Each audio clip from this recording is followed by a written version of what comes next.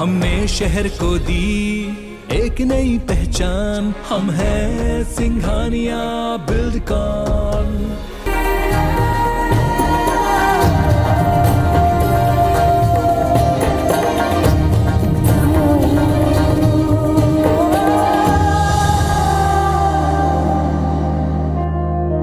जय जोहार संगवारी, मैं हूं आपके साथ ज्योति सिंह। आज हम आपको धरोहर में लिए चलेंगे पेंड्रा की सैर पर। यह जिला प्राकृतिक रूप से बेहद खूबसूरत है। यहाँ पर अचानक मार वन्य जीव अभ्यारण्य का जंगल है। वहीं इस जिले से बहुत सारी नदियों का उद्गम भी होता है, जिनमें से अरपा नदी प्रमुख है। पेंड्रा इलाके से निकलने वाली नदियों में एक प्रमुख नाम है अरपा का। ये नदी आज भले ही अपने उद्गम स्थल पर अपनी पहचान खोने लगी है, लेकिन आगे चलकर बिलासपुर में ये विशाल नदी के रूप में सामने आती है। अरपा को बिलासपुर की जीवनदायिनी भी कहते हैं। यहाँ के लोग अरपा माई के रूप में इसकी पूजा भी करते हैं। तो चलिए जानते हैं अरपा के उद्गम की कहानी।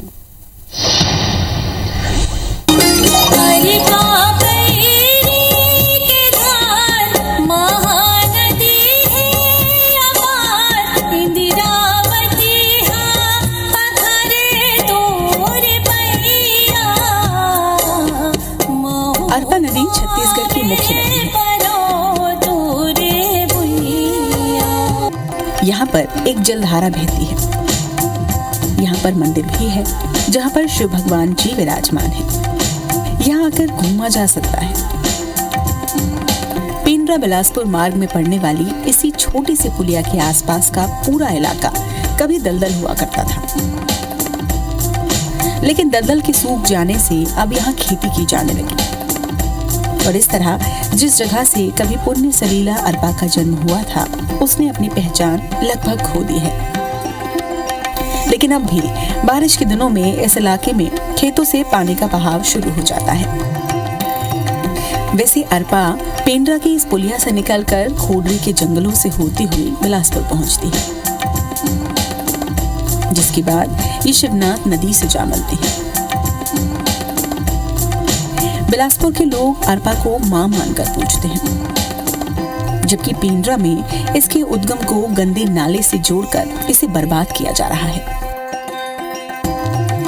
ये विडंबना नहीं तो और क्या है कि जो नदी लाखों लोगों को जीवन देती है, उसी का उद्गम स्थल सूखा पड़ा है।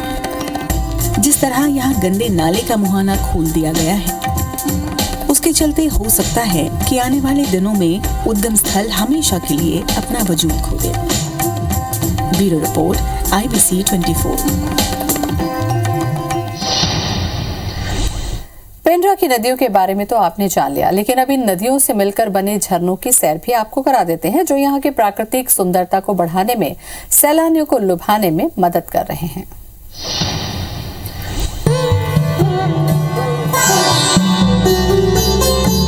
पेंड्रा मध्य प्रदेश और छत्तीसगढ़ की सीमा पर स्थित है। ये जिला प्राकृतिक रूप से बेहद खूबसूरत है। यहाँ पर अचानक मार वन्य जीव अभ्यारण्य का जंगल है। इस जिले से बहुत सारी नदियों का उद्गम होता है। इसलिए यहाँ बेहद खूबसूरत जलप्रपात मौजूद हैं, जो उसकी प्राकृतिक खूबसूरती को और बढ़ाती है। अमरकंटक जलप्रपात तो विश्व विख्यात है, लेकिन उसके अलावा भी गौरेला, पेंड्रा और मरवाही के आसपास के जंगली इलाकों में कुदरत के अजब गजब जलप्रपात मौजूद हैं। लक्ष्मण धारा गौरेला, पेंड्रा, मरवाही जिले का एक सुंदर पर्यटन स्थल है। यहाँ पर एक सुंदर झरना देखने के लिए मिलता है। यह अरपा नदी पर बना हुआ है। यहाँ पर अरपा नदी चट्टानों के बीच से बहती है, जो बेहद सुंदर लगती है। यह झरना अचानक मार वन्य जीव अभ्यारण्य के अंदर स्थित है। यहाँ पर आने के लिए कच्ची सड़क उपलब्ध है। अब लक्ष्मण धारा घने जंगल के अंदर स्थित है। यहाँ पर सरकार के द्वारा किसी भी प्रकार की व्यवस्था नहीं की गई है। ये जगह लोगों के बीच में ज्यादा प्रसिद्ध नहीं है। मरही माता का मंदिर गौरेला, पेंड्रा, मरवाही जिले का एक धार्मिक स्थल है। ये मंदिर मरही माता को समर्पित है। ये मंदिर घने जंगल के अंदर स्थित है। मंदिर में रेलवे मार्ग और सड़क मार्ग के द्वारा पहुंचा जा सकता है।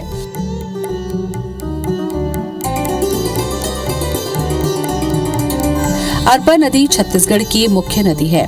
अरपा नदी का उद्गम गौरेला पेंड्रा मरवाही जिले में खोडरी गांव में हुआ। यहाँ पर एक जलधारा बहती है जिसे अरपा उद्गम स्थल के रूप में जाना जाता है। शिव घाट गौरेला पेंड्रा मरवाही जिले का एक मुख्य पर्यटन स्थल है। ये स्थल सोन नदी पर बना हुआ है।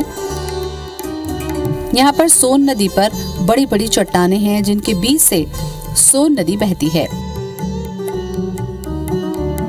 यहाँ पर बहुत ही अच्छा लगता है और यहाँ पर शिव मंदिर है, जोगी गुफा और जोगी जलप्रपात भी मौजूद है। 80 फीट की ऊंचाई से गिरता झरना और कलकल करती धारा देखते ही बनती है। यहाँ की प्राकृतिक सुंदरता आपका मन मोह लेगी। वहीं यहाँ पर जोगी गुफा भी मौजूद है। यहाँ भगवान शिव हैं। इसके बाद झोझा जलप्रपात मौजूद है जो पेंड्रा से 40 किलोमीटर दूरी पर स्थित है। वहीं बिलासपुर से इसकी दूरी 140 किलोमीटर है। रास्ते में बेहद खूबसूरत वादियां आपको झोझा जलप्रपात तक पहुंचने में मदद करेंगी। जैसे ही आप इस जलप्रपात के पास पहुंचेंगे, इसकी कलकल करती आवाज आपकी थकान मिटा देगी। नेचुरल ब्यूटी देखकर आप यहीं के होकर रह जाएंगे। इसके अलावा भी कई खूबसूरत छोटे बड़े जलप्रपात यहाँ की प्राकृतिक सुंदरता को बढ़ाने का काम कर रहे हैं। तो फिर देर मत कीजिए, अपना सामान पैक करिए और पहुंचिए पेंड्रा। Bureau report IBC 24। और इसी के साथ धरोहर में फिलहाल इतना ही। नमस्कार।